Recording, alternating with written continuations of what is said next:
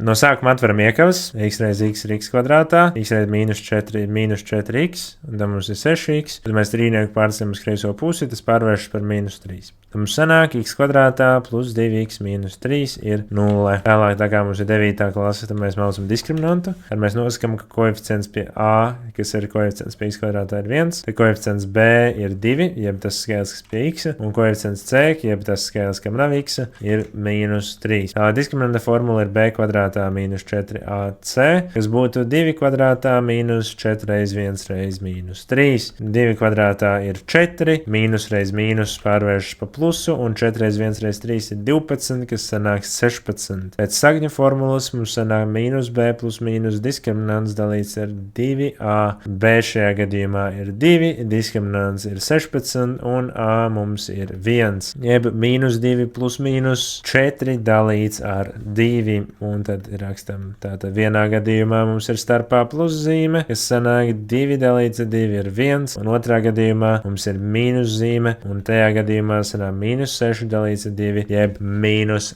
3. Ierakst komentārā atbildi šim kvadrātu vienādojumam, un uzdevums ir atrisināts.